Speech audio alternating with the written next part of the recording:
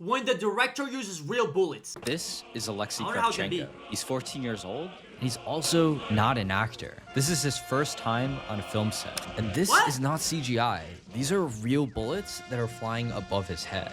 And these are real You're telling me they're like, yeah, let's have a war but film a movie in it? This is damn near it. explosions that they're Yo, I running don't, from. Malik. And Malik, this how is you doing? not a film set. They're swimming through an actual marsh with real deadly parasites. This is a film unlike anything you've ever seen. Spielberg reportedly screened it before the making of Schindler's List, and Tarantino described it as the greatest World War II movie ever made. I'm so confused. So the director just got random people and used real bullets? So lock that guy up. And what's even more insane is the story of how they made it. Very few people wanted this film to exist. It took nearly a decade and a very, very specific 10 moment years? in history. This is Come and See, 1985, so Chapter 1975. 1, The Brutality of War. I did, Belarus, it's 1943. This innocent boy has just found I could never be a soldier, then I gotta do actual work. that will change his life forever. His name is Floria, and he's just dug up a weapon from a dead soldier. Little does he know, he's about to witness some of the most horrific things ever done to humanity. What? We follow him as he goes from extremely eager Yeah, look at the smile. Smile going evaporate. That's a new to word for join y'all. the Evaporate. war, to You know what being that means? harshly Evaporate means to affected by it, disappear. and finally having the strong will to end it. The film then builds to a systematic massacre of an entire village. Civilians are herded into a barn based off actual accounts. The doors are barred, and the building is set on fire. And quite famously, the film includes these direct shots into the actor's face, where there's no escape from their misery. But Come and So is he an actor or is he not an actor? It seems like he's forced to do this. See is not like other war films. We don't follow a superheroic soldier or see any of the famous battles. Instead, the film takes place within villages and families and children. And the film does not revolve around heroics, but the idea of human suffering and what war does to innocent people. It is You know what I gotta say, chat? If we had a voting system, yo, let's ban all wars. There are people that are gonna be voting against that. You know that, right? Ban all wars. Do you know how many people would vote no? Humankind is haters. equally horrifying every single time you see it. Yet at the same time, it's such a cinematic masterpiece. Everything in this movie brings you to full immersion in a way that modern cinema These are real hasn't been able bullets! to quite replicate. That And is the literally real bullets. story of how they made the film is just as interesting, if not more interesting, as the What film if it itself. ricochet? Ricochet. Chapter 2, The Three Forces and Pre-Production. Okay. There are three people that contributed most to this film that I think we should go over. First, let's discuss Elem Klimov, the director of the film. Are they Russian? He was born in 1933 in Stalingrad, in what was then the Soviet Union. Oh, yeah. We learned From an about this early last weekend. age, he would experience the horrors of war, which he would use later in Bruh, Come and I do See. anarchy. During one of the city's You mean, most bruh, devastating what? battles, I do he, Maha. his mother, and his baby brother were forced to flee via raft through a burning river into the mountains. Chat, you guys do realize this is basically like my life story, right? This is literally everything I went through. I was born in Iraq. Top of the sky. Spantando. The river Listen. was also burning. It was night. Bombs were exploding, and mothers were covering their children with whatever bedding they had, and then they would lie on top of them. As a young boy, I had been in hell. And yeah, His experience through hell would live with Klimov forever. Chat, Yet despite listen. these beginnings, I'll say even this, the most creative people in the entire world are the people with the most burdens. Say trauma. You can't be a super creative dude and not have some type of trauma. I'm sorry. It's like something you give and you take, right? eventually found his way into film. He started his career with comedies and satires. Aw, okay. Nearly every film that he's made has faced some form of interference, delays, or even bans from the Soviet authorities. Yet despite the censorships, he would go on to make these types of films until 1979 when something terrible happened. What? His wife, Larissa Shepitko, also an acclaimed filmmaker, had died in a car accident. And to say that her death had devastated Damn. Klimov That's is a insane, gross understatement. Shortly after That's actually insane. Somebody could literally with you right here, right now. They go for a drive and just like that. Never see them again, bro. You gotta treasure life, because you never know what life might do. It might throw you for a whirlwind. I'm gonna see this person every day, then you don't see him ever again. So enjoy every moment like it's your last, because it just might be. death, he That was fell really into hard. a deep depression, But true. turned to alcohol, and created a 25-minute documentary man. honoring her legacy. And even more notably, he never made another comedy again. See, chat, I be telling y'all, bro. I be telling y'all. Listen. Once you go through there are some people that will never find anything funny again just because of what they've gone through. Real talk. All of his subsequent It's films life. became tragedies, but Larissa would leave him with an important philosophy that would guide his final Live your life to the masterpiece. fullest. Make every film as if it's your last. He had wanted to make Come Oh my god, the fact that I actually guessed something around what it was is insane. and See for years. But Hey, Soviet that's a censors great were person right repeatedly blocking his project, but he refused to compromise, and he knew the film was too important, that if he were to make it, it had to be done right. Finally, in The fact that some 1985, people something look like this, bro, incredible I'm happened. grateful for what I have, honestly, bro. Actually. See, this, like, seeing people struggle like this, low-key gives you, like, some type of, like, a thing that you're like, yo, I love my life. You might not have, listen, everybody has something that somebody else has. If you keep looking at what somebody else has, you will never see what you got. So live your life to the fullest, man. You never know. It's life. You might become poor today, rich tomorrow, and then poor again. It's life. Life it. Sounds good.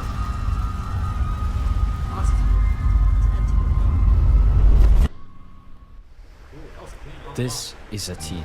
It is a bone-chilling recount of the Hatyn massacre, a massacre in which the Nazis locked an entire village into a barn and then set the barn on fire, with half of the What? inhabitants being children. The This is pure evil. I'll never respect anybody like this. I don't care. Rus was one of the most brutal campaigns of World War II. Oh, they are. No, Over no, 600 villages met the same fate. Oh, The book wow. was formed from a collection of testimonies from those who somehow survived. This is the writer, Ales Adamovich. In June 1941, when the war came to Belarus, he was just 13 years old. After the war, Adamovich became a writer. Him and his co-authors would travel across Belarus, collecting real survivor testimonies.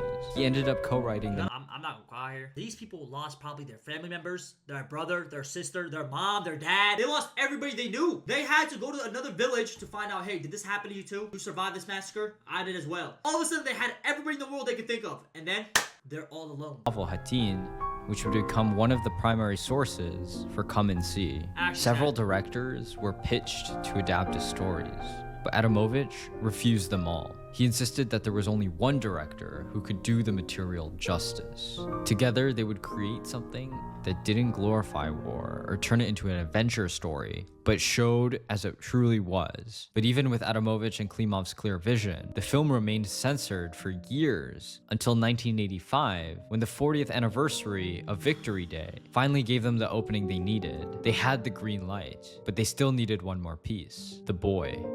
Alexei Kravchenko was not an actor. In fact, he didn't care about the film world at all. He had only showed up to the audition to support his friend, who wanted the lead role. Kravchenko went along for moral support, nothing more. And it turns That's out it? he ended up being chosen. To prepare Kravchenko for the role, Klimov put him on a strict hunger diet. For days at a time, the 14-year-old would only drink water and run long distances to lose weight. Klimov What? was also deeply concerned about the potential psychological toll the film would take on the lead. To protect Kravchenko, Didn't that happen to the Joker actor? Heath Ledger, I think. brought in a psychotherapist trained in Pretty bad. hypnosis. The plan was to hypnotize Kravchenko during the most violent scenes so they wouldn't traumatize them. But after testing, they discovered that Kravchenko was not susceptible to hypnosis. Oh, wow. Kravchenko would later describe the shoot as the happy recollections of my childhood.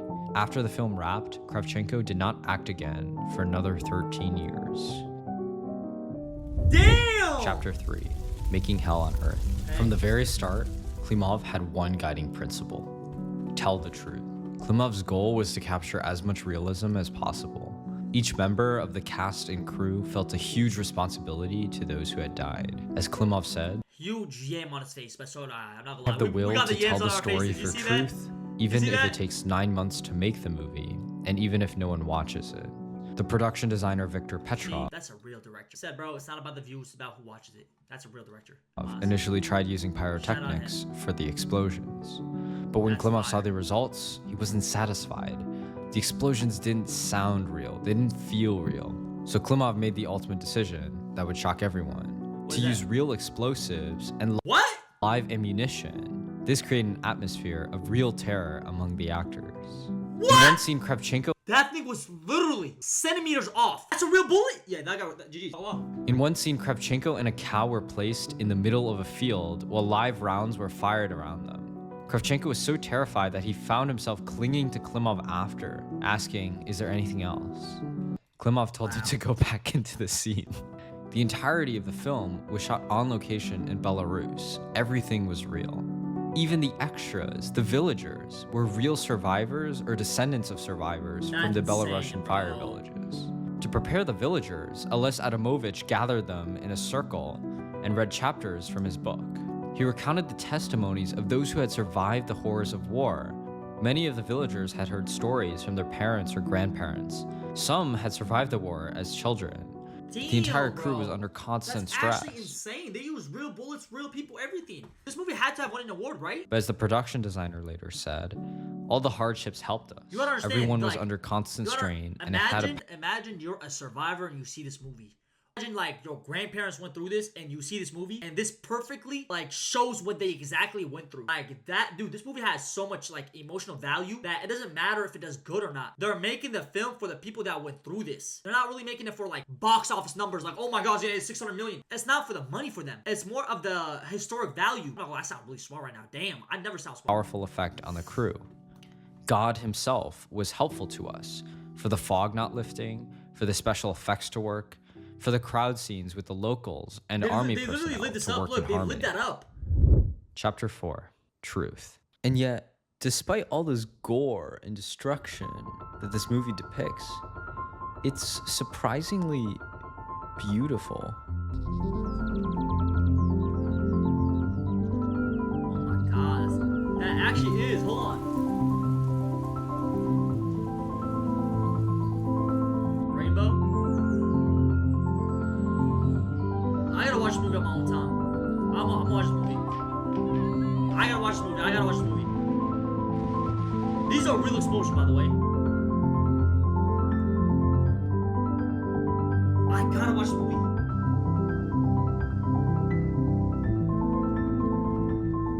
That's a real cow. Wait, these are all real. This is not even After Effects. They're actually burned those buildings.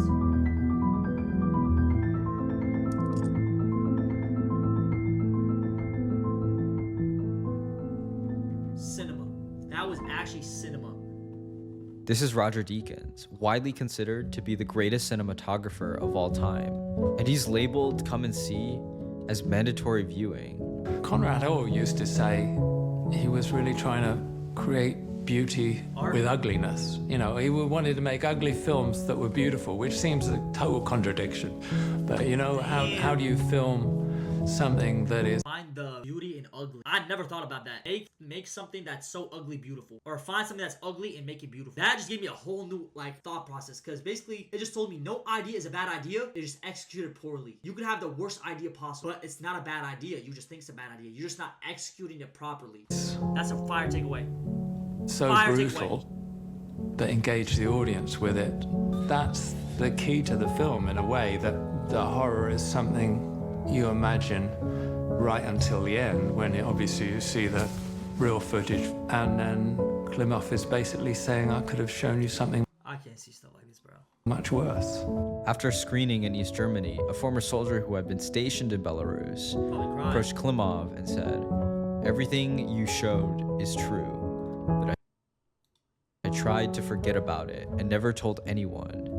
Now, when my children see this film, I don't know what to tell them." And for some reason, even decades later, the film seems more relevant than ever before. As the writer Joseph Brodsky once said, in a real tragedy, it is not the hero who perishes, it is the chorus. Thank you for watching, and I'll see you very, very soon. Oh my god, subscribe to that guy. What a beautiful film. YouTube, if you're watching this, please make sure to like, comment, and subscribe if you made it this far. If you want to watch me live on Twitch, I'm live down below every day from 2 p.m. to 5 p.m., alright? And I'll see you next video. Bye-bye!